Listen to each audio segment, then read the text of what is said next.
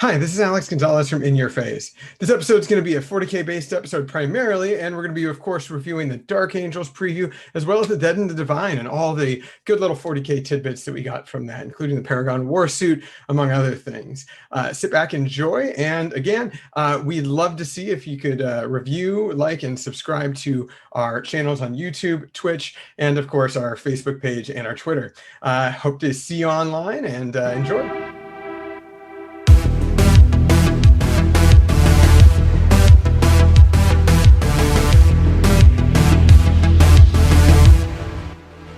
Makes plague weapons rerollable to wound. The same way I just described it. The problem is the entire army is fucking slow, except Mortarion. So it's like I don't know, quite sure like what they're planning on that, like because he doesn't. They've always relied on Mortarion and Demon Princes to provide the speed. Oh, Demon Princes are garbage. The threats that are in your face while the other stuff marches up the board, right? The Death Guard Demon Prince they're garbage. I don't like. They're expensive. They're one cast and they don't do very much. They don't have disgusting. Really? Because they used to have the melee beat stick you could build out of a Demon Prince. You could still make a decent beat stick. Actually, no, because all the melee relics are specifically Man Reapers, and they can't take any like fucking of these like weapons. So I don't think there's a single relic you can take for them that's not like a defensive relic. And that's you mentioned that in the stream. You know, I was lurking the chat on the Death Guard review that you had, and he went in for like 5 minutes about how Death Guard Demon Princes are somehow just not what they used to be. You know, I remember in like almost every edition I played Chaos, it was always like, yeah, you either bring, you know, the meta god, but then the one that was always a constant was Nurgle was always okay, at least okay. So especially Nurgle Demon Princes. That's what I'm trying to say. Yeah, Nurgle Demon Princes. Like the problem with them is that like, Demon Princes have no plague weapons, so they like none of their weapons are plague. They don't get to benefit from any mechanics other than that. There's a lot of stratagems that do not affect them because they're demons, and a lot of them exclude specifically demon keyword. Yeah, I don't know. Like they just suck. Like that's the problem. Like they're expensive. Like if I remember correctly, they're like 150, I think, or something. Probably starting at 150. Yeah, Demon Prince are with wings are 185. I don't know. They're just like they're not worth it. Like honestly, they're just not worth it. They don't provide a lot of synergy. They're not really beat sticky either because, like I said, like the relic options for melee are like limited to specific weapons that they do not have access to. Like they're just bad. That's not good. Yeah, because it's demonic plague blade, but they don't get that. They get a fucking weird one. Okay. Yeah, because I think before it took like a relic and a warlord trait combined with the wings and all that, and then all of a sudden you had this, you know, crazy unkillable. You can make a very tanky Demon Prince for sure, but his beat stick and I think there's a way to make him good. heal. Anyway, so I'm sure most of that has been toned down a little bit. Yeah, there's no healing mechanics anymore for demons at all. Anyway. So I didn't want to distract from like the show starting. I'm just saying like, you should listen to the Death Guard review I did and find out that Death Guards are good, but not like they don't provide any counter to the game other than fighting against Space Marines or Imperium armies, because the ability to turn off rerolls is like a huge power of like Imperial armies basically. So just having that ability, granted it's like limited to one model in your army or maybe potentially two for one phase. It could break the game, especially since you put it on Mortarion. So you could put it on Mortarion, and also Mortarion is basically removing like all of the mechanics from an army for like 2 turns before he dies. So that's the real nasty bit right there. Yeah, that's pretty nasty. And it only affects, like I said, Imperium army, because every Xeno army doesn't really have rerolls. They do modifiers to things. And then it's true. We don't have any 9th edition updates to Xeno, so we'll have to see. Just Necrons. Just Necrons. Just one. Just Necrons. One of the normally previously, you know, least populace armies. I could argue. player-wise. I could argue the Harlequin release for White Dwarf was a 9th edition update, but doesn't matter. You could argue, but You'd be wrong. it's not a codex. But it's not a codex. Yes. But it's not a codex. However, Dark Eldar are along the way. They are coming up? Like what? In like a month? Yeah. They were supposed to be out this month, so who knows? Fuck. Yeah, Well, get yeah, all those that weird was Dark last month. Eldar players out of the woodworks. I get it. Okay, for the record, I get it. Right. I can see the appeal after playing that Dark Elf Mortal Empires campaign. I'm like, okay, cool. We're cool. It's fine. Drakari are great. I don't know what you guys are talking about. They're like the most like Bond villainy like faction in the game. They're great. Honestly, if I had the choice to basically, if I was told like I had to start a new army on a whim, and base it not on rules whatsoever and just on models, I'd probably make like a what are the ones that are all like cult of like flesh? What are they called? Oh, the homunculus. Coven. Homunculi. The homunculus covens, yeah, just like the like weird creepy dudes and the giant hulking monstrosities. Like that's Really? so fucking cool. You don't want to convert a bunch of like regular Cabal warriors to look like vampires because they're basically wearing vampire armor, Right. just in reverse. No, but I'm incredibly excited. Well, actually, I'm heartbroken that I'm gonna guess that the Soulblight, release is gonna be, 3.0. It'll be a Yeah, summertime the release. 3.0. It's gonna be the 3.0. I mean, Bleh. sure. Bleh. No, Anyways, no He said no, vampires no, no? for you. okay, whatever. Anyways, Let's everyone, let's this get is started. of course in your phase. We got another 40K episode, but we sprinkle a little bit of this, a little bit of that in every episode. Starting off for my phase this last week, Jeremy and I did play a game of 40K. He got some revenge with his Harlequins against my Necrons. Pretty handedly got me pretty quickly. Kind of overextended myself. Kind of the moment my movement phase was over, I was like, oh, okay, well now we're playing a recovery game, and he hasn't rolled dice this battle round yet. This is great, and it is what it is, but it's a pretty fun game, and the dice rolls are interesting, less interesting than the time before, but interesting nonetheless. Do take a look. Besides that, I've been building models. I got an old spider and a new spider for a spider list that I'm going to try to test out, because I realized that the Hive Arcana that you can get, it's no, it's not. Is it an Arcana? Yeah, the Hive Arcana is like 25 points, and you basically you can use Rites of Reanimation on one unit once per game. That is not a core, or that is not a core unit, and that means that you can bring a model back to a unit, or D3 to a warrior unit. So people like to bring that with Scorpec destroyers or Locust heavy destroyers. But I'm just like, fuck it. You want to bring a 65-point spider back for 25 points? Okay. Like, I'm okay with that comparatively. So, better than, a 25-point unit or a 35-point unit, etc. So I'm going to try some lists out. I'm basically bringing like 2/3 of my collection down to Redmond this weekend. Jeremy and I are going to go visit our good friend Ben Schmoller this weekend. They have been in a very secure pod. Jeremy and I are basically in our own little pod. I really don't see anyone except for Jeremy in person, and my neighbor, and and my fiance. So we are all keeping it safe. We're gonna go roll some dice for a friend's birthday, for their their roommate Cody's birthday, good friend of the podcast. So they're all insulated, we're all insulated, we're gonna have some fun, and it'll be good to roll dice and actually get shit going. But I actually had to pull out a bunch of stuff like a monolith that I'll just bring for a fuck around game. You drink enough booze and you go, okay, fuck it, I'm bringing the monolith. That monolith should be able to be filled with booze, and the way it's got that crystal on top, that should be like a cork or a spigot, dude. To pour That's a great idea for a hobby show if we had one. Ooh. Ooh.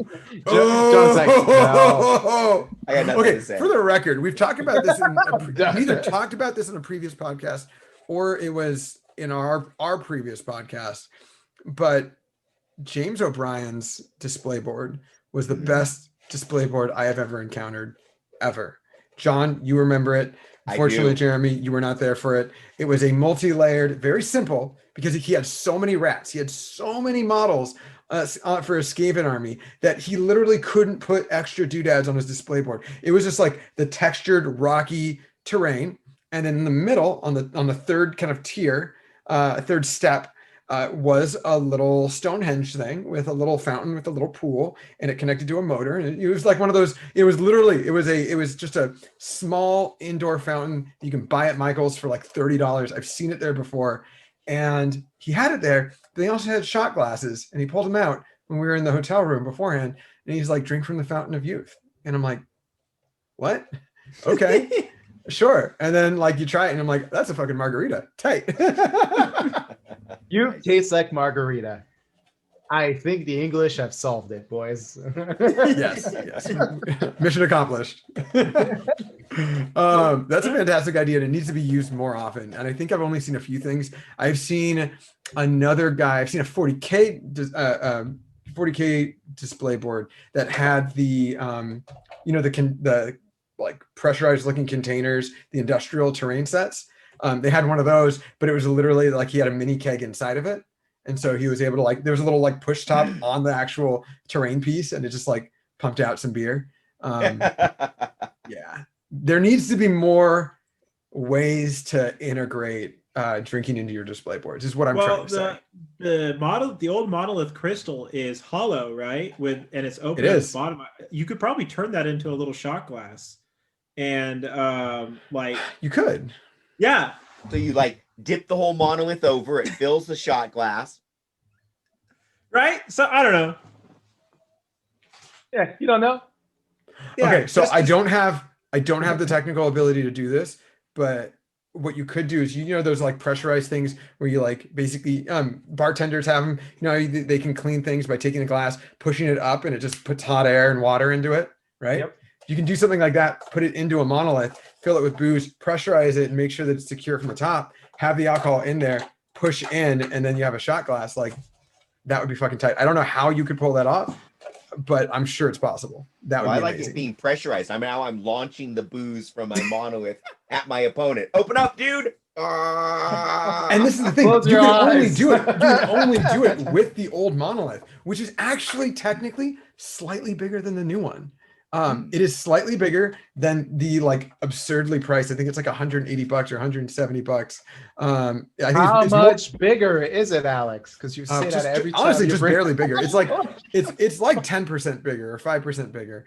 But it's also or is that on this is one solid body. Whereas the new monolith, it's got a lot of layers, so it doesn't actually have like a big inside open area because there's all these extra bits. They wanted it, they have it in a way where you can see the inside, the inner workings. It's pretty cool, but less utility, right? I've seen these things lit up. I think it'd be kind of hard to light a new monolith. I'm sure it would be hard for you, John, but I think it would be harder than how easy it would have been if you just literally had like so much room to work with, like the old one. But I will probably end up getting the old school monolith to match my more classic Necron collection. As a veteran Necron player, you got to get veteran. It's yeah. So basically, I'm building a lot of Necron stuff, and I am basically going to do some minimal painting beforehand. I wanted to paint a little bit more, but I was unable to do so. And for tonight, I wanted to try some scotch that I hadn't tried before. And I always drink scotch once in a while, and I was never really super into it. I was more of like a bourbon person, and slowly, especially about this time last year, just going to events and stuff like that, hanging out with people in the Northwest, specifically spending a lot of time with Jeremy, spending a lot of time with our good friend Schmoller and others. They all drank scotch, and I was like, okay, well, I'm drinking scotch in front of them. Then eventually I was like, oh, okay, well, I like scotch now, and I wanted to try something different, so I was at the store. So I'm trying this Jura whiskey, and it's pretty good. It's not like top shelf. It's like medium mid shelf, but it's it's smooth. It's nice. Doesn't have a shitty taste or an aftertaste that's too bad, and gets the job done. So right now, all we're doing is hobby work, and of course, drinking some whiskey. How about you, John? What's in your face? Oh, well, how's it going, Alex? Well, I tell you what, for me, drinking scotch is something that I also rely on Mr. Vessier as my scotch guide. We typically, when we go out, I will ask him to choose an enjoyable scotch for me to try for the evening. So that's brought a lot of success to me. However, tonight, just going with something light, the old St. George's single malt, a little something fresh there. As far as what's in my phase, not a lot this last week, and it's kind of a funny thing. We, of course, you guys see, or I should say, listen to this podcast every Friday, and typically watch the video sometime over the weekend. And we normally record early in the week, but last week we recorded later in the week, and this week we're recording earlier in the week. So there's for me, it's only been a few days since we actually recorded, so not a lot happened. Now, as Mr. Vessier was giving me a hard time about the hiatus that the hobby show has been on lately, and I trust me, it is coming back. And today, I made my first real progress towards actually getting that hobby show going. And I know this may sound funny, but I actually prepared my hobby area here. And one of the things, there was a few things that were giving me trouble. One of them was some of the focus issues on my camera. And I discovered that my firmware in my camera was out of date. So I updated the firmware in my cameras and have much better focus going on. And I also ordered some magnets because I am going to start work on this delightful piece.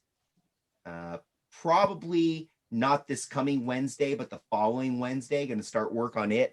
And I'm probably going to do a series of a couple resin models like that. I know I've been doing the LED stuff lately, but as I get back into my hobby show, I'm not going to focus as much on LEDs. It's just going to kind of more be like whatever the hell I happen to be working on. So we'll see how that goes. And that has been it as far as my hobby phase. I'm pretty excited about some upcoming codexes that we'll be talking about a little bit later. As far, it's funny, when it comes to playing 40K, as well as with Age of Sigmar, I have a lot of armies, not as many as Mr. Vessier, but I do have a lot of armies. I currently have 11 armies spread out between the two games. And I like to play a lot of different, I like to play Xenos, I like to play Imperium, I like to play my Knights and what have you. But when it comes to fluff and lore, there is really only one faction that sort of tickles my willies, and that is my my beloved First Legion, the Emperor's Angels of Death. So pretty excited about this week and this weekend, and of course in 2 weeks the opportunity to dive into hopefully some fresh lore. You guys may or may not remember, but right before 8th edition came out, we had the triumvirates that were being released, and those triumvirates actually advanced the storyline a little bit for the First Legion, as well as their canine buddies. So I'm kind of interested to see if they pick up on that story and where that led, where the changeling is, and all of that good stuff. So that is basically what's been in my phase, is kind of little transition stuff and a whole lot of you don't see it, but a whole lot of cleaning of the hobby room. My actual goal is to get rid of this shelf. So I've been actually packing away stuff. I packed away like a giant bin full of sprue. I think I already mentioned that, or at least I was talking to Garrett about that. And I want to get rid of this shelf and do something else with this space. So that's going to take me another couple weeks to do. So that's what's been in my phase. Garrett, my friend, I see you're down under a blanket right now, but what has been in your phase lately? It's cold, okay? It's starting to snow again. So yes, I am bundled up rather than turning up the heater and spending money on a gas bill. I'm being efficient. So I do have to ask, huh? Is your wife okay with that? She insists upon it. Oh, okay. She doesn't want to pay for a gas bill either. Yep. I have no control over the thermostat in my house. Yeah, basically. Even though I have a smart thermostat that I can control from my phone, it's like, Garrett, don't touch the fucking thermostat. Fine. Yeah, no, real quick interruption. The other day, this weekend, it was cold at my house, and I was mentioning to my wife, I'm like, yeah, it's pretty cold. She's like, yeah, it is cold. The thermostat said it was 68 in here, so I turned the heater up to 65. And I'm like, well, if you turn up to 65, it's not actually going to go on. He's like, yeah, but it won't get any colder.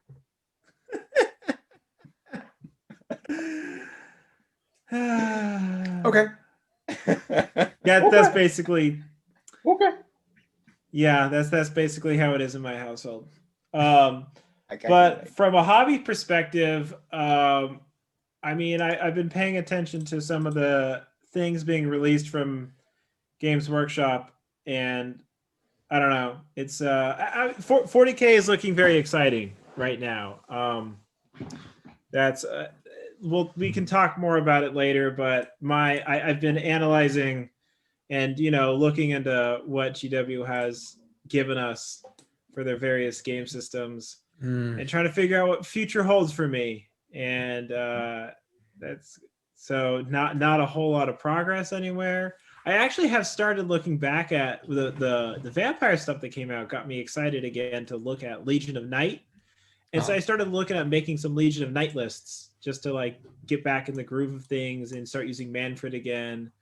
But a lot of things that cost a lot of points for very little return on that faction. So I probably will continue not to play them. Other than that, as John always writes in the agenda, my phase is literally what's going on in Garrett's life. And since it's been a short period of time since our last recording, the only thing that really has changed is I have found a new game that the wife and I are playing. It's not new to other people, but new to us. It's called Don't Starve Together. Don't know if you. It's one of those survival. No. What? No, Garrett. No. Okay. What? Don't Starve Together is the same publisher as Oxygen Not Included. Oh boy. The game that was so addictive that I had to uninstall it. In fact, earlier today I was looking at it. I'm like, no, I can't. Ooh, maybe I should check out this Oxygen Not Included game. Now that you mentioned that, but yeah, it's a fun game. The wife and I have been having a lot of fun with it. It's like a Tim Burton themed Rust. Yeah, I love the graphics. Yeah, you just get dropped in with very little resources, and you have to go mine your resources, build up, feed yourself, and survive out in the wilderness. And it like has a Tim Burton themed graphics, and the wife really enjoys it.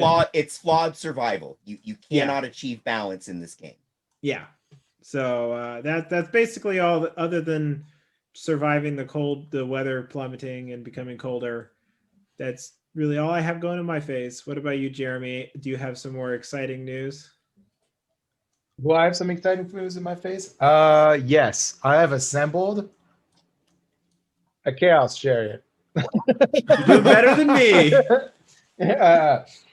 I bought the kit, the 3 chariot kit that came out. They're like actually kind of hard to find model wise, so it was like, oh cool. Like I compliment my collection of.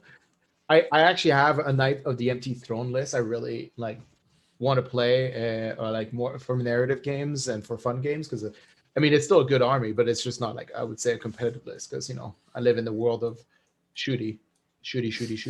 So I'm looking forward to running them. To that, I haven't tackled my Repentias yet. Still got to assemble those. So I'm looking for that. I got a game of Alex this weekend. I got to redeem my Harlequins against his Necrons.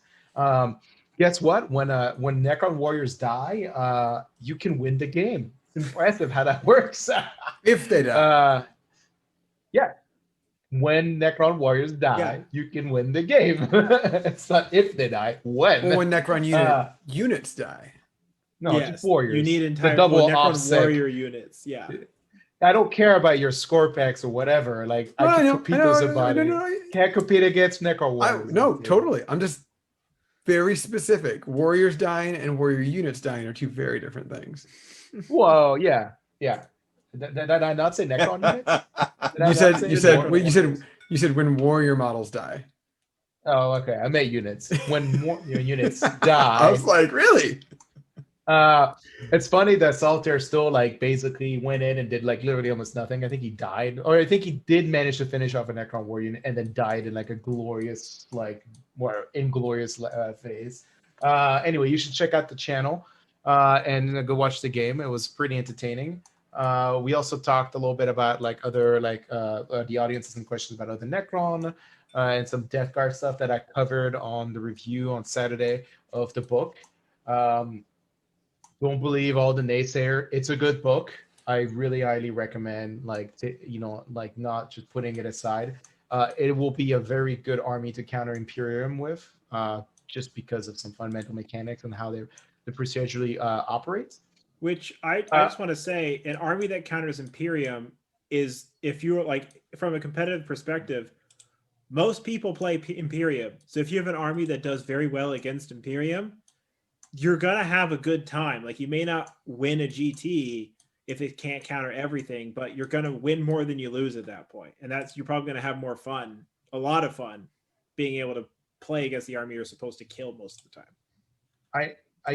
The big problems the internet I've seen commentating on that book has been that they complain about some of the Mortarion not being able to kill like 5 intercessors and transhuman, or just basically the ability to like get one-shotted by things like retributors or like gray knights and stuff like that. But honestly, like, guys, he's only 490 points. Like, it's a pretty cheap investment for, like, I mean, it's expensive, but when you consider all the things he brings, and you might not need to play him that aggressively, like, honest, like, so they, like, the internet's just kind of like, they still want him to be like this weird, like, wrecking ball, like super aggressive playstyle, and I don't think he works that way anymore. And then there's the other like people complaining. Anyway, not to get too much into like, defending the book versus the internet, but I'm planning on playing Death Guard this weekend in Redmond, because our Cody has a Death Guard army. I want to show him how to play Death Guard. Granted, I'm probably going to be mostly playing against Necrons and Custodes and maybe some Space Marines with it. But I think Death Guards are a very good book, and I really liked how they changed the army to be more about basically debuffing mechanics and then taking control of a board versus just straight killing things, like the over aggressiveness of the army. Very ninth edition-y. Yes. Yep.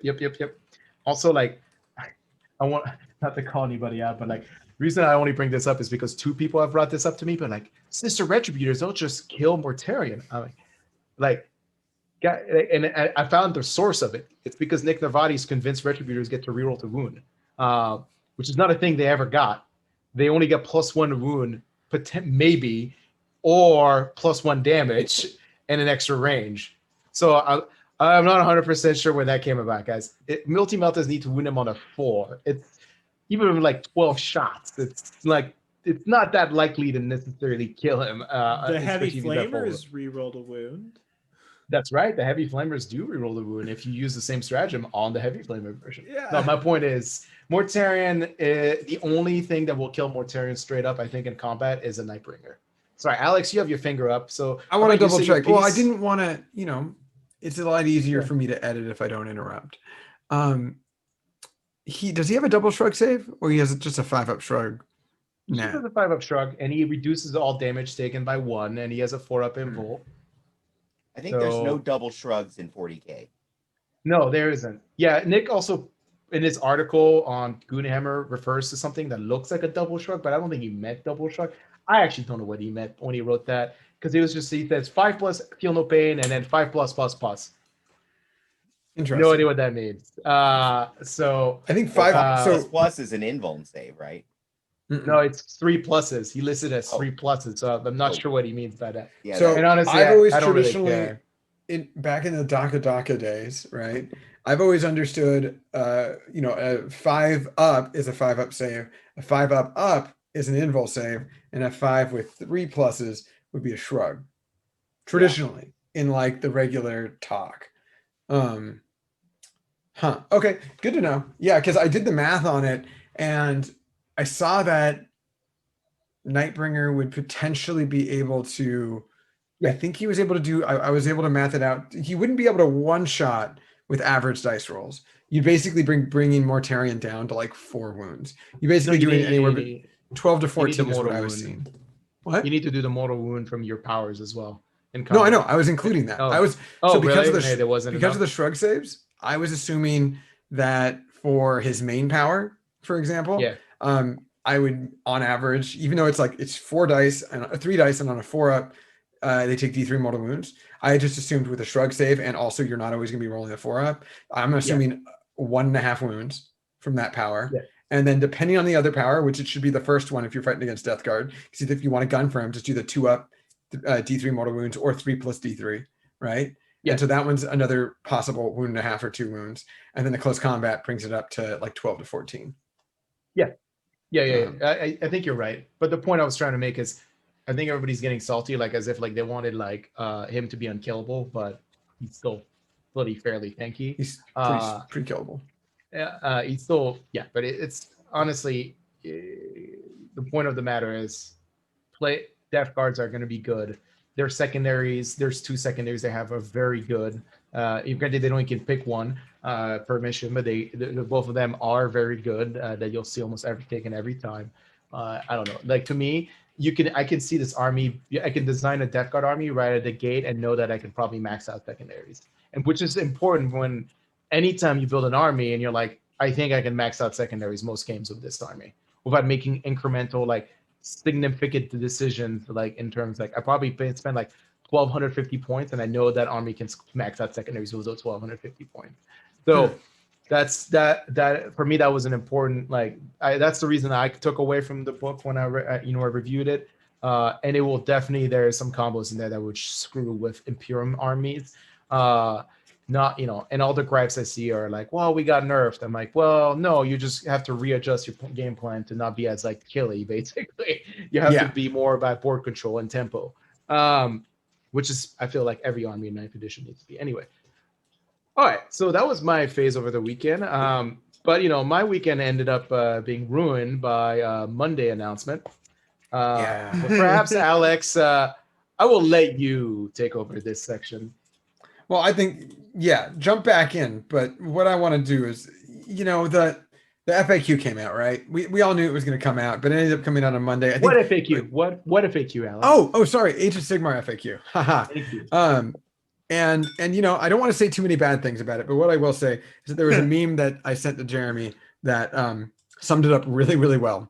I'll say that. But during the big FAQ for 40K, we got a notification at the end of their Warhammer community article saying that the Age of Sigmar one was on the way and it was delayed. And in before all the people go, well, technically this is still winter time, so this is still a winter FAQ. Saw at least one person say that. There's one very competent player say that. Poo-poo on that because know better. Stop being a shit. Anyways, the winter FAQ happened in winter. Who gives a fuck? Yes, it was expected in November. That's the point. And it happened in October, or not in November. It happened. We were expecting it late November, early December. It ended up being late January. And they specifically told us they were pushing it out. We would all assume because of quality control to make sure that everything's up to date, everything's on the up and up. And the big FAQ for 40K had points updates. It was like a little mini chapter approved, right? So we would expect the very same for Age of Sigmar's big FAQ. They have MetaWatch articles. I'm looking at 2 right now. One from, just the week of Christmas, the day on Christmas Eve, a MetaWatch all about the global meta for Age of Sigmar. And, it's got Idna Deepkin. It's got a really good player explaining some great tactics with some cool graphics and 2 it ends with one really, competitive list, an eel heavy list. And then, the one that happened just the other day. I've mentioned Vince from Warhammer Weekly before, just because he's got such great painting articles. I think in the Age of Sigmar episode that we had a couple of weeks ago, I even bring up the article itself. But him and Tom Lyons, they have an article all about competitive Slaanesh and competitive Nurgle, armies, and they give a breakdown on the 3 best units for a Tzeentch army and the 3 best units for a Nurgle army, or at least a Maggotkin and a Hedonites of Slaanesh army. And they give really decent competitive lists for the most part. And albeit some of them are a little bit more unique in their choices, but they give pretty good perspective. So competitive information, competitive knowledge is out there. In addition to that, it's really important to note that there are websites and people who've been collecting data diligently throughout throughout 2020. We live in the United States, and of course, Nurgle's Rod has prevented us from really going to events, doing things. A lot of the big events that we wanted to go to have canceled. That doesn't mean that globally that's been impossible for a lot of individuals. And even here in the States, there were still events by less responsible individuals. Again, poo-poo on you, but and lots of TTS games and lots of TTS tournaments. Exactly. I don't think this year was lacking for game. It was, yeah. So it was lacking from games, but you are fully correct. TTS went in full. In fact, Garrett just announced today that he has his 10th Age of Sigmar RTT weekend TTS event that he's putting on in early February. He's had 10 of them, and we all know how Garrett is as a TO. So hey, it's something that's really common, and people are starting to have events again, and slowly and surely more data will come out. But what I'm trying to say is data hasn't been completely void. In the holidays, it was very void, right? Which made a little bit of a difficulty for content on our end, but we were already expecting it from a previous podcast we were in. The holidays just aren't as busy with events. That's just the way it is. But what I'm saying is Games Workshop is well aware that there's plenty of data to use, right? They have those MetaWatch articles for both 40K and Age of Sigmar. They have these articles that they've been putting out at least once or twice a month, and they have resources that they just don't know how to utilize. And that's what I really want to communicate. If there's even anyone who's related to Games Workshop here listening in, it's important that that they look on Twitter, that they look at other people. Garrett, you are the fundamental figure for Best Coast Pairings, right? That is a pairing software. You have an entire website. You have that, individuals can log into on the desktop site, and they can see very specific statistics on wins, average numbers, a lot of different stats on both 40K, Age of Sigmar, Warhammer Underworlds, otherwise. And then individuals can probably connect to you directly, and you could probably pull some data, Garrett, right? Like that's something that's a possibility. In addition to that, I can think of off the top of my head, AOS Shorts. He's really common on Twitter, and he's got he always pulls up a lot of really great information and they stats. Listed, sorry to interrupt, but actually mentioning AOS Shorts, they had AOS Shorts on the first MetaWatch article where they talked about the state of the game. Like they actually used him to talk about the state of the game and the way post GHB 2020 how armies were performing. Like exactly. So they clearly have contact with him.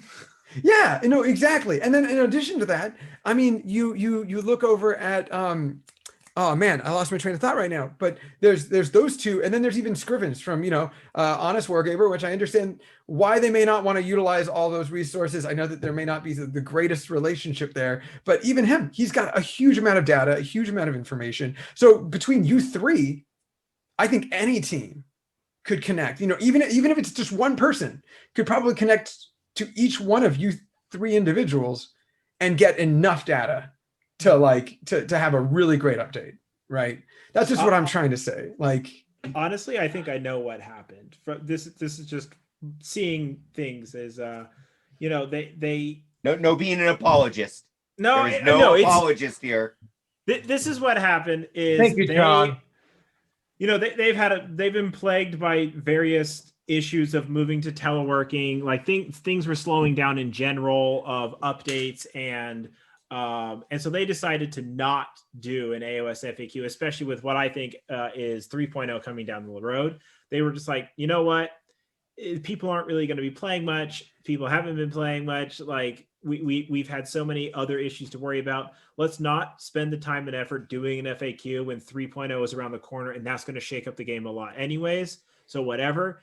And then some guy on the community team was like, don't worry, there is an AOS one coming out. And they're like, fuck. So they scrambled for 2 weeks, and this is what we got. Yeah, this is the. I think that's what happened. This is the FAQ that you order on Wish, right? Like, on Twitter, Ben Johnson, who 90% sure I met him when I was way too drunk at Nova. But you know, he had posted his you know, the just yesterday that the FAQ is out. And of course, he got a lot of hate. He got a bunch of really negative, kind of nasty messages, to be honest. And I'm obviously not stoked, right?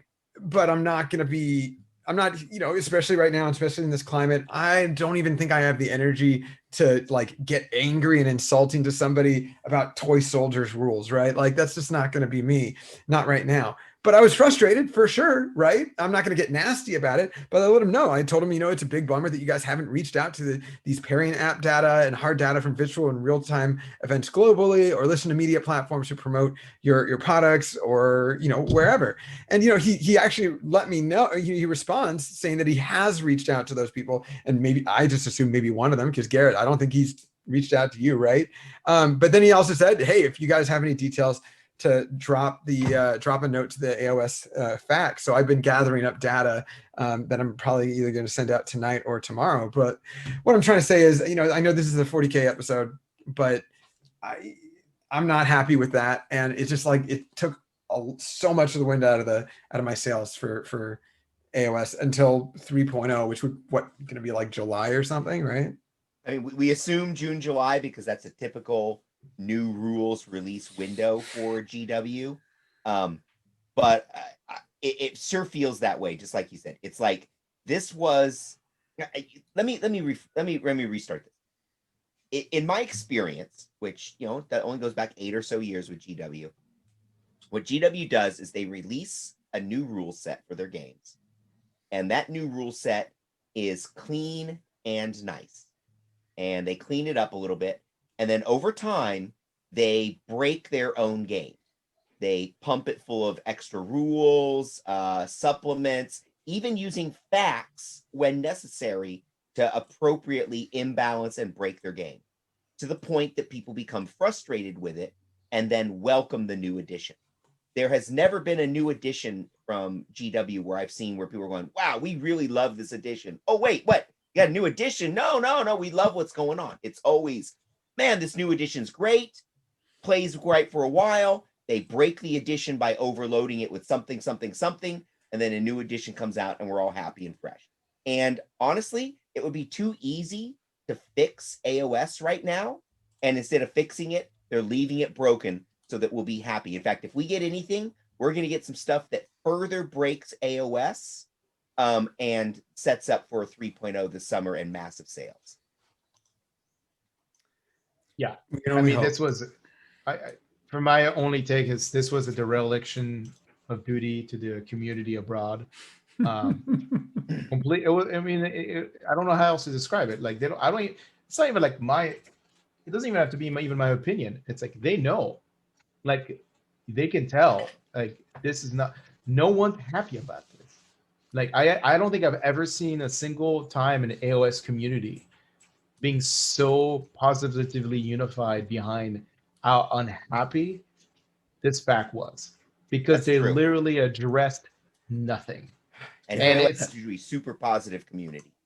And they kind of basically strung us along. The AOS community got strung along, and it's not just the article. They said it's coming out later this month, guys. It's like, no, they strung us along last year when they said, don't worry, there'll be a winter fact, and yeah, you know, and right. so and it's like, I guess the design team is too preoccupied with 3.0 to really have cared at all about the winter fact, and that's what we got. I mean, to their credit, and I'll quote the Honest Wargamer podcast, but like they're asked, like, was there even a point change to Beasts of Chaos?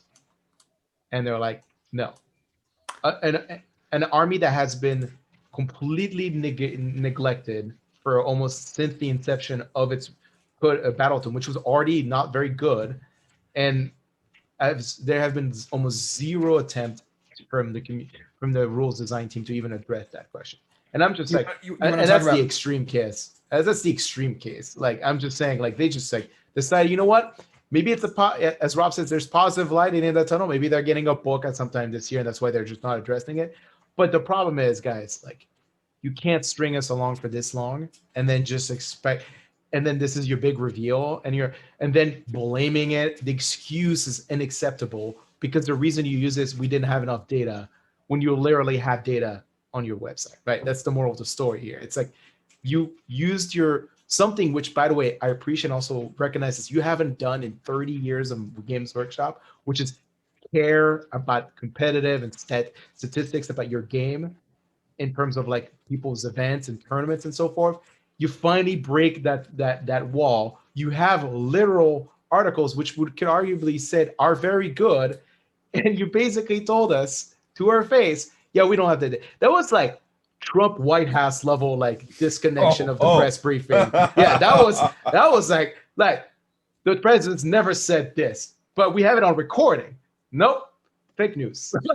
That's literally what that was.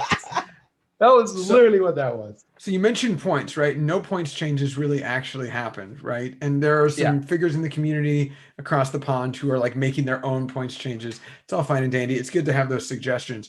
But the Night Haunt points that were updated were actually removed from the Warhammer community website. So a bunch of Night Haunt shit actually went up in points because they removed the points like document that changed all of their points to like some slightly reduced rates. So many Night Haunt players online were like, wait, no point changes, but all of our shit went up because it's all previous points. What's happening here? And I think Games Workshop actually kind of like removed that, but it's a nightmare, man. It's a nightmare. Anyways, moving on here. We of course want to just talk about more positive. They did update the base size document, which was nice. Oh, did they? Oh, did they? Yeah, Right. with one line. And the worst part of it is that like that update was it was phenomenally hilarious on the Honest Wargamer podcast, but it was just like literally absolutely like, why would you do this? I guess the Games Workshop decided they're not going to make 65 mil bases anymore because so few things had it. So they were like, oh, by the way, we're just going to make this like 60 mil now. And it's coming in 60 mil. But anybody who's bought it before, well, good fucking luck. You have to get a new base for that. It's so weird. And of course, a lot of this information happened just the past, of course, on Monday and right before that, in the weekend, we did have the Dead and the Divine preview. I honestly thought it was all going to be AOS. And besides the fact that there is now Tau in Age of Sigmar, or at least a heavily Japanese influenced army in AOS, besides all that stuff and some furry business, of course, there were 40K releases as well. The box set, or actually to get started, John mentions this, which I think, of course, Garrett is very excited to talk about. The Paragon Warsuit. That's a thing that exists now for some reason. I like it. Amazing. That is one of the coolest models I have seen in a long time. Yeah, I actually really like it. Well, whatever. I think it's really cool. And for the longest time, I mean, I'm actually a longtime Sisters player, not a John veteran Necron player. I'm actually a veteran. He actually is. I can fucking vouch for him on this. He is a veteran fucking Sisters player. One of my problems with Sisters, like I played them a ton, and what ended up being is like, oh, you have Rhinos, you have Battle Sisters, and you have Battle Sisters with special weapons. Like that was the whole army. Like they didn't actually have a lot of variety to their units, and so it was kind of hard to play them because it's like you do the same thing. Like there's no variety in lists because they just don't have units. So, and when the new Plastic Sisters were coming out, I was excited that they're like, oh, maybe they'll get some new shit, and they didn't. They got Zephyrim, I guess. The Mortifers, which are just they got Mortifers and new Pentium engines. What are you talking about? No, they got new kits, but actual like units that do something that they haven't had before. They got Zephyrim, like that was it. And I was like, they had Repentia. I was like, okay. Mortifiers are brand new. Mortifiers are basically just a variant of the Penitent engine. It's not actually that exciting compared to like what existed before. Oh, cool. Not that different.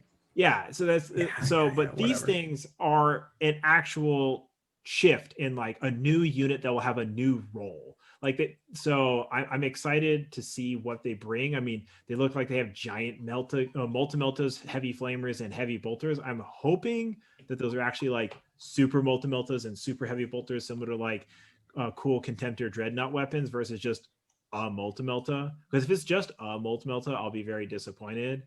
But like having like a giant power sword and a giant heavy weapon, and by the size of them, I think like Mortifers, you'll be able to take them in units and not just solo. And that to me looks really cool. And I don't know, I really like them, and I think they'll bring an interesting role to the army that they don't have. They might compete with Mortifers in just a ranged and melee kind of unit, but I don't know. Well, I'm you excited. know, they're I'm probably thinking they're going to be more like the Invictus Warsuits. Yeah. I think so too. I mean, so when you see some of the additional images with it, you do see multiple war suits next to each other. So I do agree. I think that they are going to be in a squadron. In addition to that, so something that you didn't mention just a moment ago is that there's going to be different melee options too, Yeah. because in the other images, you see at least one with, instead of a sword up top, they have a mace and they're kind of like holding it down. So it'll be interesting to see what type of close combat prowess it is. I mean, I understand, you know, with Imperium, they always like the cords hanging out and stuff. I get that's like the Imperium aesthetic. As somebody who like went through a crazy cable management spree, like neurosis for like 2 weeks recently, I'm just like, come on, man, you guys can fucking fit the cables everywhere. That's why I chop all the cables, extra cables off a lot of my Necrons. I'm like, come on, man, they're like literally 100 billion years old. Like they should figure out cable management for a sec. Imperium, they get a pass because that's their aesthetic, but there's like a big cord next to both the close combat arm and the multi-melta arm. And I'm just like, the cord was like too far out for me. It could be angle. It could be the angle. How often has someone said a Games Workshop model is gross or ugly or stupid looking, and then the actual model comes out and you're like, that is fucking cool. So Yeah. keeping an open mind. I'm hoping that they have the order keyword, because the problem with Mortifers, which Mortifers are actual sisters, they have the Adeptus Sororitas, but they don't have the order keyword, and they don't have the Shield of Faith or the Rites of Battle or Sacred Rites abilities. I'm hoping these are kind of like Mortifers that have Sacred Rites, have Shield of Faith, have Act of Faith, and the order keyword, because that'll add a fun melee mech unit to the game that will be able to benefit from strategies and stuff. So I'm really excited about these, actually. I can't imagine them not. I mean, they're not like sarcophagi with like a fucked up sister in it. Nah, dude, like they're just like straight up sister Dread Knight. Yeah, I'm picturing T5, 6 wounds, T6. Well, Mortifers are T5 right now, so if they're a little more armored, they might be completely armored. They might be T5 with a 3-up save instead of a 4-up save, similar to an Arcanite or Anchorite. It seems I mean, because sisters are already T3, to go straight up to T6, doubling their toughness, seems like a stretch with an open suit. Yeah. Well, I the only part that's open is the head, I assume. And if they don't, it's going to be a tragedy. But I assume that there's going to be a little helmet option too. Yeah, and I assume that definitely a 3-up armor save. Like this looks like a 3-up armor save all day long. I can see T6. I would say it's one of these things where if they come in squads of 3 to 6, then I'm going to go T5. But if they can run solo or in pairs, then we're talking T6. Well, Mortifers are 1 to 4. So I'd assume they'd probably be around that range. Like 1 to 2, or maybe just 1. Well, yeah, you could run 1, but like 1 to 3. So you can run them as singles and maybe max 3 is what I think, probably. Yeah. Yeah, if they run singles, then I could see T6. But if you're required to take at least 3, then we'll see. T5. So, that's T5. So either way, gorgeous, cool models. I couldn't get past very Space Marine pauldrons on them, so I thought that was kind of interesting. Very much keeping with the modern aesthetics. I don't know. I like it. Well, John, what else did you like with the Dead and the Divine 40K releases or ish? Sure. Releases? So, well, the main thing that caught my eye, of course, was the Kill Team box set, right? And for us Marine players, we have been waiting for the heavy intercessors. And so this gives us the access to the heavy intercessors. Again, this is, it does feel a little, I'm going to say it, money grabbish. So a lot of people are going to buy multiples of the Kill Team box set to get their heavy intercessors early, 2 to 3 of those. Flayed ones and the Necrons, and I'll be finished real quick. The Flayed ones and the Necrons, don't seem like they balance up well. I mean, maybe in the game of Kill Team, they balance up well against the heavy intercessors, but it just doesn't seem like an as a Necron player, I'm not excited to get the Chronomancer and the 5 flayed one. As a Marine player, I'm excited to get both that character and the 5 heavy intercessor. And I'm not excited by the flayed ones because I already have 20. So on your comment of it being a money grab, this feels a lot like the start collecting Slaves to Darkness box, where it's like, cool, we got these awesome new Chaos Warriors and Chaos Knights that you can only get in a start collecting box. No other way to get them. We're not ever going to release them outside of that start collecting box. And it's like, but what if I just want more warriors? You got to get more of that Chaos Lord on fancy Start collecting rocks. Yeah, you just got to get more of those fucking start collecting boxes. I'm like, it feels a lot like that, where it's like, cool, we finally get heavy intercessors. Buy a shit ton of Kill Team.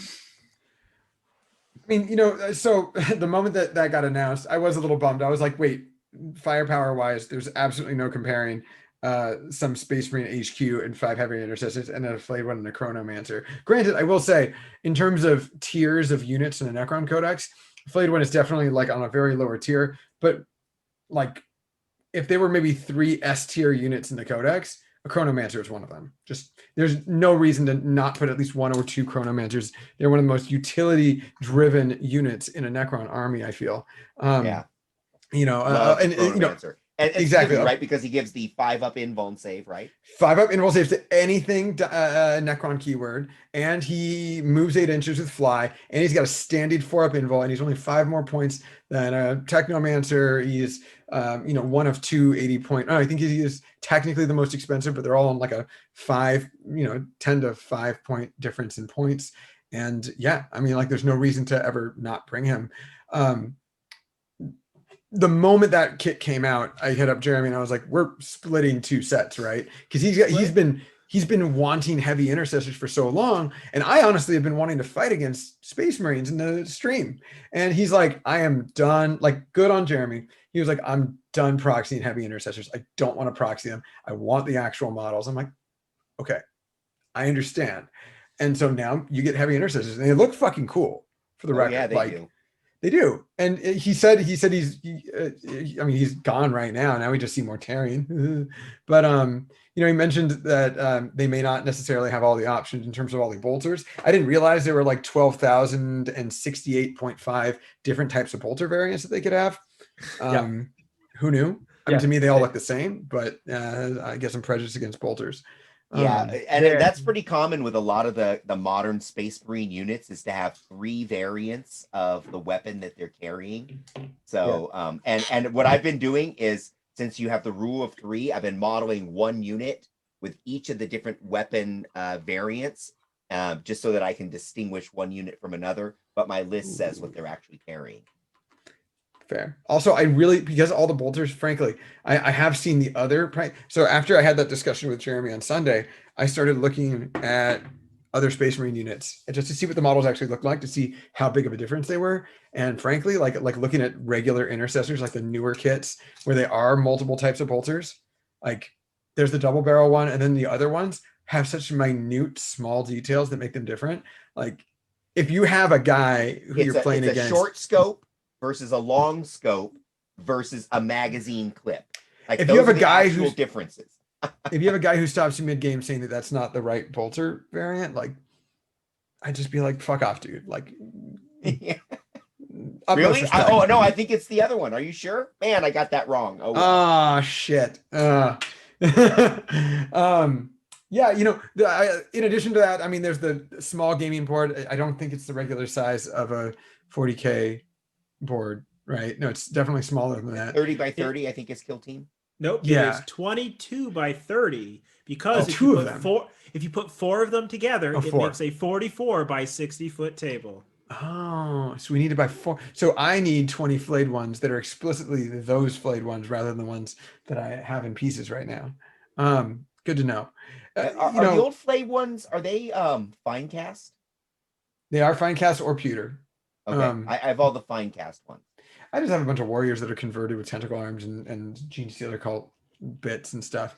But basically, I mean, the one thing that they also have is they have barricade terrain that are Necron based, which is pretty cool. There's a lot. There's like 40 little terrain pieces in there between doors, crates, and like little wall things. And I'm like, okay, you could easily, like, on top of the Necron terrain that I already have, like I can make a full Necron board with, you know, some stuff. It wouldn't have as much line of sight blocking as I would like, but it would definitely exist. So Yeah, there's Kill some cool Team has stuff. like a weird stylized kind of board. Like when I played Kill Team, but it was always on like actual home built kind of terrain. So it was like dense 3D games, which is a lot of fun. But when you look at Kill Team as a tournament game, it's played on these, you know, slick cardboard boards, and they have this very stylized kind of terrain pieces that exist there.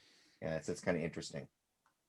Yeah, you know, it'll be good to see how, I mean, like, we don't even know how much that kit is, but it's going to be what, it's coming on pre-order this weekend.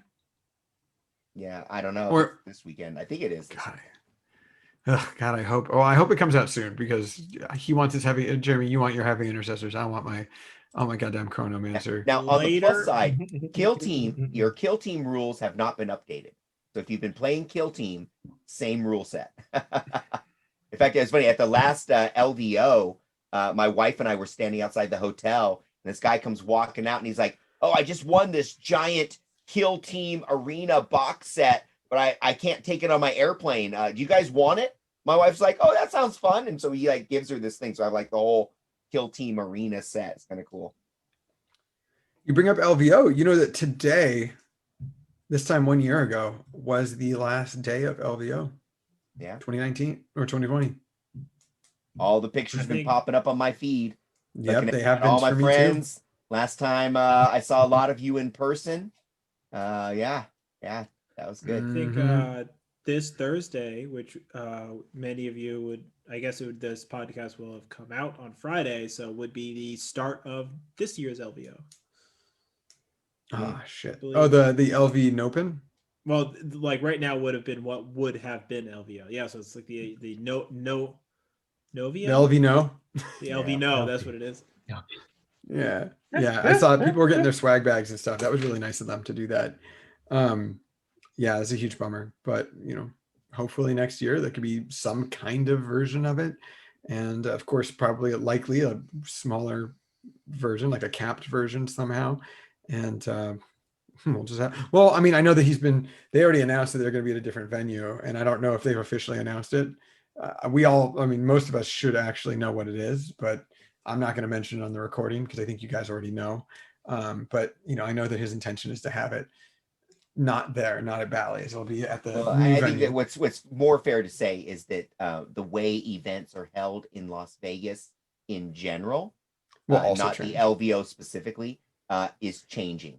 And so the LVO is getting wrapped up as part of the overall change to how events of this type are being held in Vegas. I think is a fair way. Yeah. I mean, it'll just fit in line with their venue change anyways, for sure. Absolutely. Yeah. And, you know, of course, the other releases, you know, we've briefly mentioned a few Age of Sigmar ones, which, you know, of course, we don't necessarily need to dive into because there are some more important matters at hand. And, you know, there was, of course, the War Master Titan. You know, John, I like your notes. You know, Titanicus, who cares? War Master. Yeah. The moment that preview happened, where you see the knee joint thing, people were like, "Oh my god, is that a new Imperial Knight? Holy shit!" I'm like, dude, like they're never gonna make an Imperial Knight with that kind of leg. I was like, "This is so clearly Titanicus." Is not even funny. Titanicus is a game that I want to know somebody who has all of Titanicus and has it fully painted and can invite me over once or twice a year to play. That's me with Aeronautica. I really want to like go to a buddy's house and like, let's throw down some fucking Aeronautica. Yeah. But I'm not going to buy an Aeronautica. So big disappointing thing with that release though, is they kept on saying that there was some other huge release that they weren't telling everyone about that was from a different game. And it ended up being Warhammer Underworlds, which like it was the vampire one. I'm very excited about that. That wasn't it, Alex. That wasn't it? Well, what was it? No. It's Warhammer Quest Cursed City. Oh, that's what it was. The other game Oh, that's the other game. A which is new also game. vampire based, A ironically. new game. Yeah, it's going to be totally, yeah. In fact, Vampire actually, Hunter Jelson Derek. which just gives me PTSD from Vermintide, the voice of what's his name? I forgot his name already. A very high pitched tone to his voice, the Inquisitor, the Witch Hunter.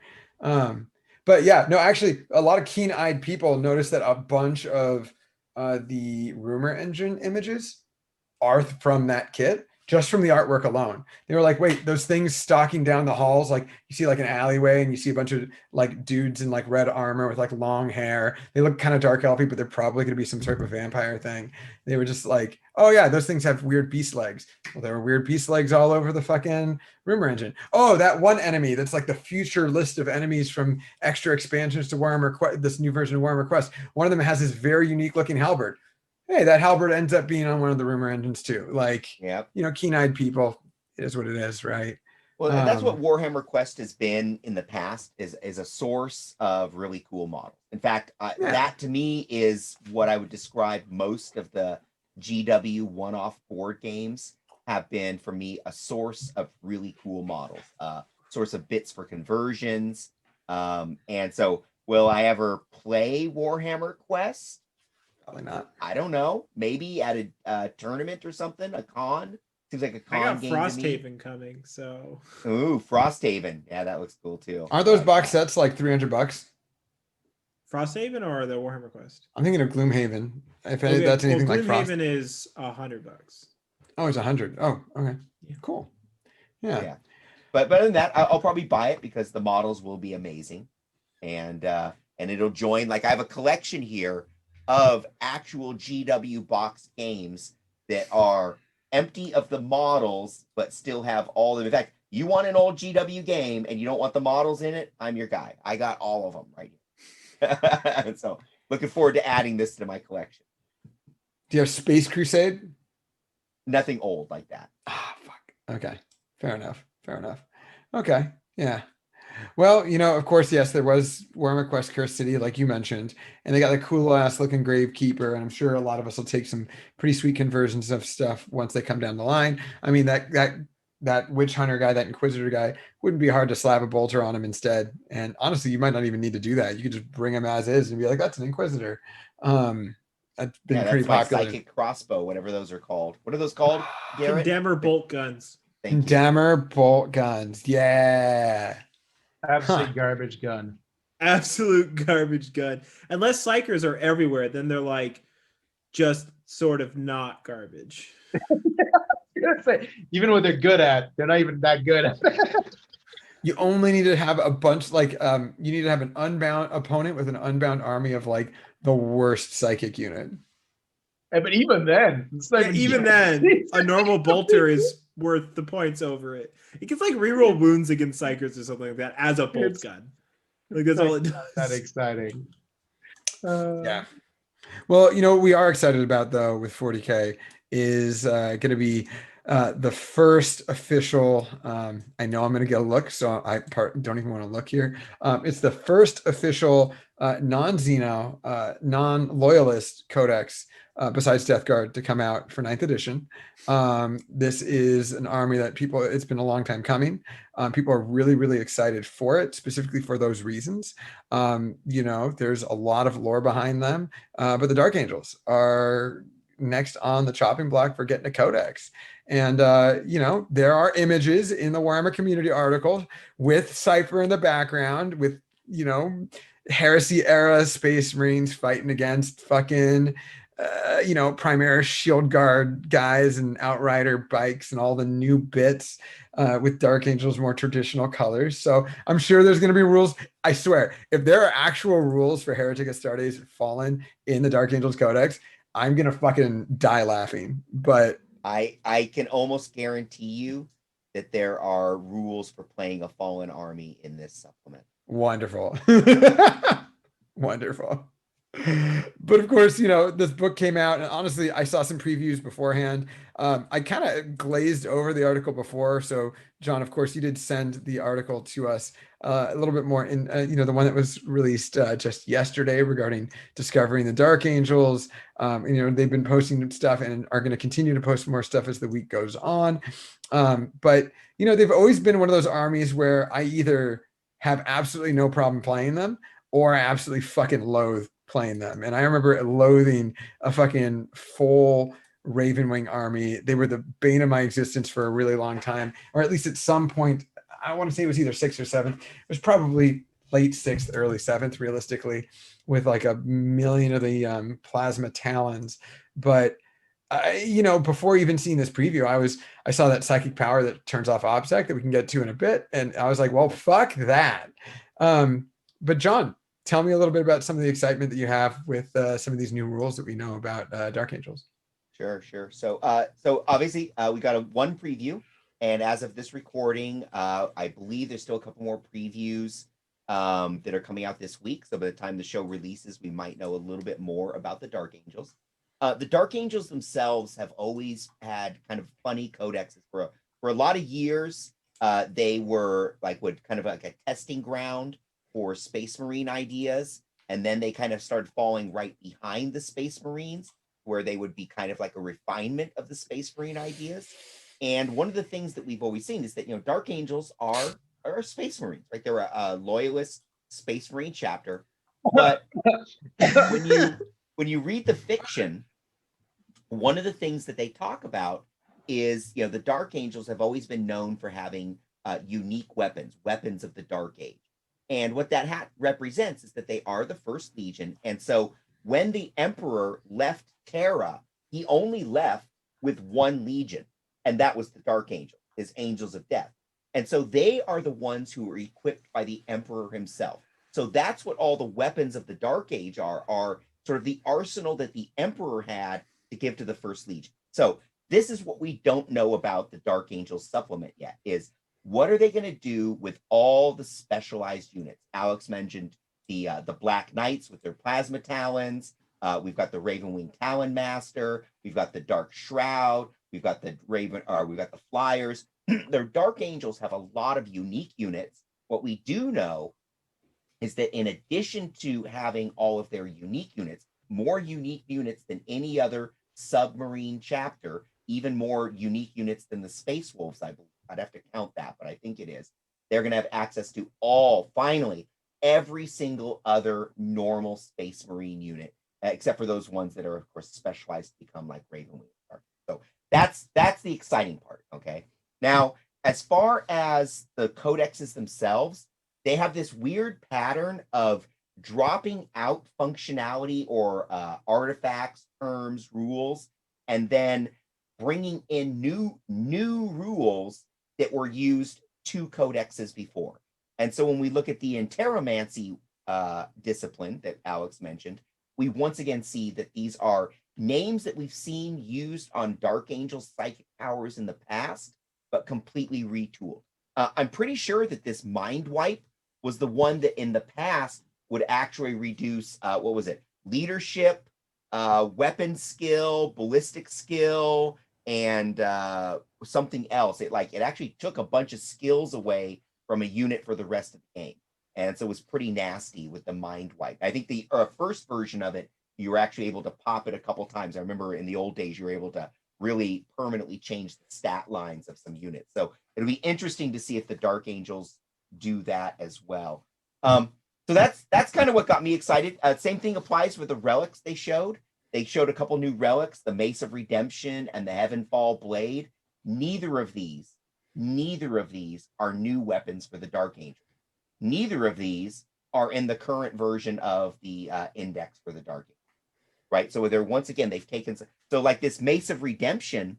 I used to run the Mace of Redemption way back when they first came out with the Interrogator Chaplain, which was back when I was running my double battle company. I would throw a Mace of Redemption on an Interrogator Chaplain, give him that Strength 8 weapon. It was still swinging at full ballistic skill. And what I see now is it's the same thing: Strength ×2, AP 3, 2 damage. Now the nice thing is before you got a bonus only against the Fallen, and now it's Fallen or Heretic Astartes.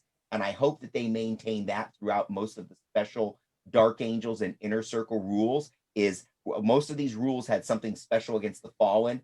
I've never even played against the Fallen army, but if you get that against Heretic Astartes, which I think a lot of the Death Guard are Heretic Astartes, then you're going to have a really solid sort of anti Death Guard, anti Thousand Suns army that's kind of pumping out there. So that'll be nice to see.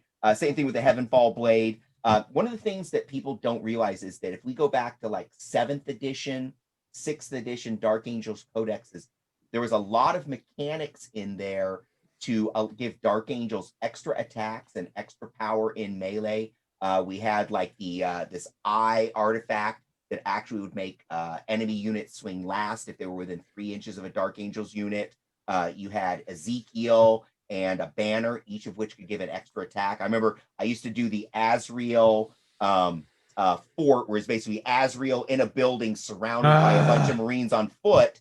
They would all have a 4-up invulnerable save, and if you assaulted it, every one of them was packing 2 extra attacks, right? And so just nasty, nasty stuff. And so what I see now is with the stratagems that they've released, as well as the new doctrine that they've shown off, is that sort of secret strength of Dark Angels in melee combat. They are not a melee focused army, but they've got special tools that almost make them a counter melee. Like you might not send Dark Angels across the table, foot guys to do assault, but you don't want to assault them either, right? And so I'm hoping that we get that same mechanic. Other than that, I myself, as a bike guy, as a Dark Angels guy, I mostly play Raven Wing, and I sure as hell hope. I got one hope, one pray of this entire damn supplement, and that is that they give the Jink rule to regular Raven Wing bikes. As long as it has that, I don't care about the rest. I'm satisfied. Without that, it doesn't matter how good the rest is. I'm going to cry in my soup for a year. What does Jink do now? 4-up invuln save. Okay. Oh. Who has Okay. Jink right now? Only the Black Knights. Oh, okay. Oh, the so Raven Wing specialized units that have their own specialized Raven Wing data sheet that came out in the FAQ or errata, whatever you want to call it.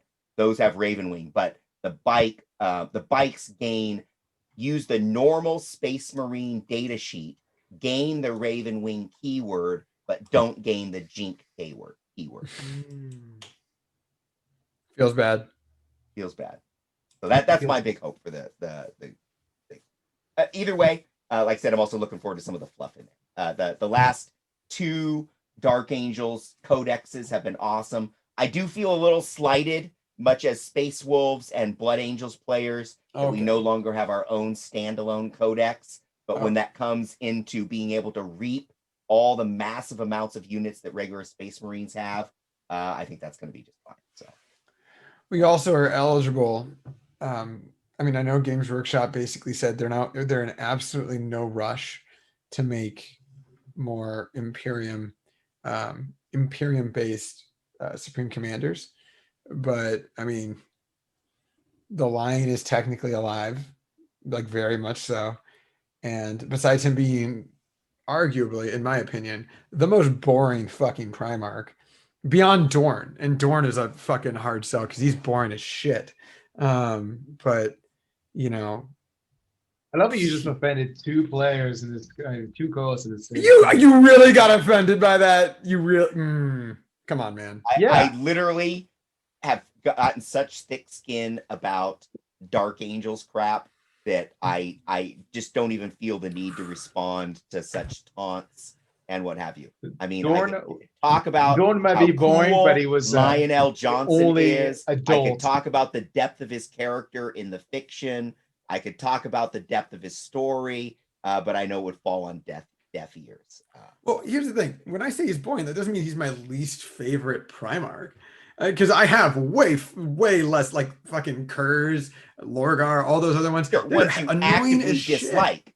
Oh, we're turning this episode into Alex's ranking of No. If they had a Tinder profile, this is what it would say. This is the one I would swipe left on, and this is the one I would Basic swipe white right boy. on. Got it. Oh, I mean, I'm not. Is there a you know, setting for honestly, less the of horse. this? That's what he would be like. Less of this. Yeah. Honestly, it boils down to those Horus Heresy novels, man.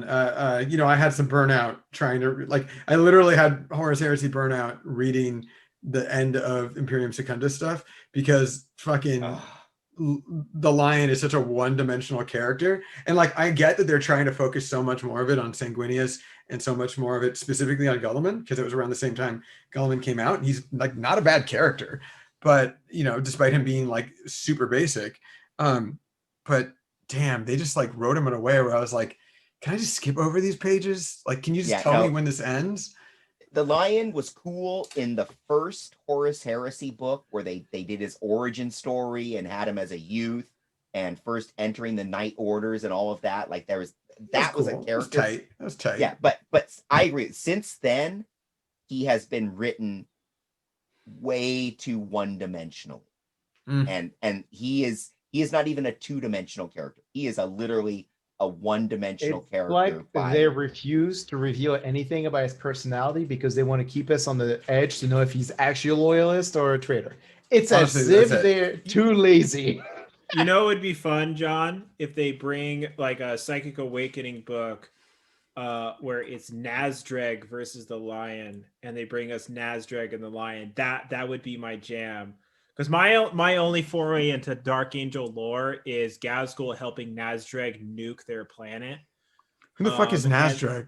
He's an orc. He's an orc warlord of the Bad Moons, and he is the one who had Orchimedes develop the teleporters. Yeah, Orchimedes is an orc. Well, he's dubbed Orchimedes by the Imperium. I don't know they may have actually come out with his actual name. I haven't found it, but the Imperium dubbed him Orchimedes because he's an orc genius who developed many orc technologies, in particular the teleporter, which was used extensively in the Third War of Armageddon to help teleport Gargants onto the battlefield. Oh my god! So if they bring back Nazdreg and bring him to fight Dark Angels, because Nazdreg has hated the Dark Angels for fucking ever. I forget why. But it's because they have their own teleporter, right? They got the Ouroboros in the center of the rock that allows the rock to teleport around the galaxy. Yeah, so and he developed a teleporter to teleport a bunch of orcs onto the rock and just fuck shit up. And then and then gave Gazgul I think Gazgul took Orchimedes after Nazdreg was like, cool, thanks for letting us fuck up the rock. You can take Orchimedes and go fuck up Armageddon now. And so if they could bring back Nazdreg, because Nazdreg was the shit back in the day, because he was an orc that had BS4, which would be a 3+ to hit in modern. So he had a super custom Mega Blasta, which was like a 3-shot template weapon, and he had BS4 to hit back when blast weapons rolled to hit. And he also gave, if you took him as your HQ, you got an extra heavy support slot as a Bad Moons player. So that's exciting. I tell you, you know what? It's probably gone. You know, it's funny. Alex mentioned getting the bad touch from the Ravenwing list, and it started getting me think about some of my older Ravenwing lists with the Talon Master and Samael and the Flyers in there. And I was trying to remember that one list I was running, and it was like, I think it was like 315 re-rollable shots per phase that this army was cranking out. It was just like this ridiculous amount of firepower. That was right before the Rule of 3 came out, and you were able to just do some really gross stuff with Ravenwing. And you remember that actually, I think it is the Ravenwing Dark Talon is probably the reason why the Rule of 3 actually came out. I don't know if you guys remember the list that was like 5 Dark Talons, Talon Master, Samael, and a couple bike units that was, I think it was a unit of Black Knights or something, was a tournament GT winning list that was ripping around for a season. So those days, of course, are long gone. Wasn't it because they used to have stacking -1 to hit from the the shrine speed or whatever it was called? Yeah, the direct -1 to hit, and then of course you had the strength 10 weapon that I think every every wound it caused, you rolled a dice, and on a 4-up, it caused like another D3 mortal wounds or something. It was like some ridiculous amount of mortal wounds. Plus, then it had the bomb that you rolled 10 dice when you went over a unit, and on every 4+ or every 3+, it would cause a mortal wound. I remember I was running 2 of those at the time, and that was like the opening tactic of the army, was to send both bombers all the way across the field with minimal support and just let them wreck face while they're over there. So, yeah, of course, those bombers actually really went up in price. I think they're running a couple hundred points now. Too bad. Huh. I have 3 of them. There you go. There you go. I mean, it'll be exciting to see what they do. Who knows what the actual like really strong lists are going to look like. It would be cool to see. There you go. Yeah. It'd be cool to see whether or not it ends up being specifically. I got lighted crystals for my weapons of the Dark Age. Yeah, cool. It'll be interesting to see what kind of lists end up being competitive, whether it's the Raven Guard or Deathwing or a little bit of both or something like that. We of course don't know enough data right now. We want to, we just don't. Very nice lighting. Can't wait to see more hobby work with that. Yeah. I couldn't help but notice that Jeremy for a moment was cracking open the Death Guard book again. Were you looking for certain gems? Yeah. What did you discover? Mostly that because we got talking about the Demon Prince early in the show, and I was like thinking during the recording, like, is there a way to make a Demon Prince decent? And I think there is a way. So if you basically have like if you have him with like 3 flesh mower, if you have him backing up 3 flesh mower, you can basically make him pretty untargetable until you kill the flesh mower, and then you can give him a warlord trait that gives him +1 wound, and then a permanent transhuman, so he'd be toughness 6 with 9 wounds and permanent transhuman, and then there's a relic you can give him a 2-up save, and every time he takes a wound, on a 2-up he does a mortal wound back to the enemy unit. So like on top of his like melee profile, which means that like he still rerolls 1 and has a bunch of attacks, and so at the end of the day, like he could still be highly functional. The one thing I was looking for is like what kind of like stratagems would like make him that much more annoying. But honestly, like if you have to go through 3 flesh mowers before you get to the Demon Prince, it's pretty tinky. That could be pretty nice. I will. That's another thing I'm hoping with the Dark Angels is that we regain some weapons of the Dark Age's stratagems, something to beef up all the plasma and all that good stuff. Yeah. It's I don't know. I was thinking of like I said to Alex in the review though, like no matter every time I build a Death Guard list, I'm like I just wish it had the ignore some way to ignore Obstac, because it's such an elite army unless you do nothing but like even with 40 like Poxwalkers, it's still fairly low low Obstac count like army effectively. Do you think it's gonna be one of those armies where, like, I mean, right now, like you go into the Necron Discord, people talk about a variety of different lists, but people only post lists with the Silent King in it. And I'm like, I don't have him yet. I want to play with him, but I don't give a shit about bringing a list with him yet. Do you think that Death Guard are going to be one of those armies where, like, 9 times out of 10, 8 times out of 10, 7 times out of 10, you're going to see Morty in the list? Not necessarily. I think I think you have a lot of people that are gonna run Morty, and that the Morty is a certain style of Death Guard. But it seems that a lot of the people I play Death Guard against are proud to not run Morty. I mean, there was such a stigma before, right? Yeah, it kind of was. There was the shithead list of like 3 Lord Discos, Morty, Magnus, and like I don't know, fucking Knight. Like, you can go a little wild before with some really weird, wonky lists. Yeah. my buddy Phil, he always likes to run Typhus-based lists. And I definitely have some respect for Typhus, so we'll see if he remains to be the nasty little character that he's always been. That hasn't changed, by the way. That hasn't changed. No. That's a bad like getting Typhus off the board is an effort on the best of days. Yeah, that's good. The Typhus is still pretty nasty. That's cool. They have a really cool, a lot of really interesting stuff with Death Guard, and I'm excited to potentially get a few games against them this weekend. So, yeah, I'm really excited for that. When it comes to additional content, though, with of course, Death Guard, we have that. We have Dark Angels very soon. Who the fuck knows when Dark Eldar are gonna come out? Yeah, that's right. Hey, if we have Dark Angels in 2 weeks, Jeremy did that Saturday Codex review. Maybe we could try to get together to do something like that. That might be fun. Yeah, I plan on doing it. I plan on doing Dark Angels, and I would love to have you, John, and we can talk about rules. I don't really necessarily want to cover necessarily too much of the lore because I think like there's plenty of much better like podcasts out there that do lore very well.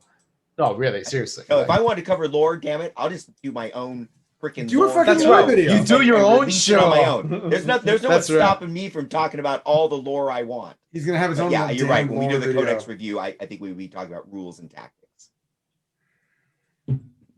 Yes, I fully support a lore video with blackjack and hookers, and it'll be a great time.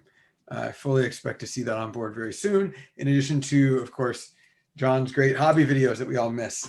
But we are not going to have a Sunday stream game just because Jeremy and I are going to be out. We're going to try to see what type of content we can bully Garrett and John into potentially for Maybe we'll for the play some weekend. Don't Starve together, John.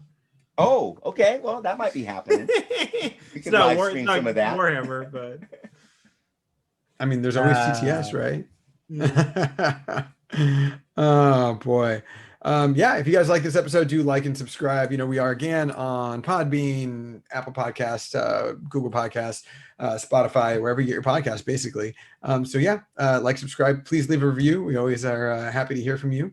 And yeah, we're gonna have more content later on this week, likely. Definitely more content next week. And yeah, have a great night. All right, folks. Bye.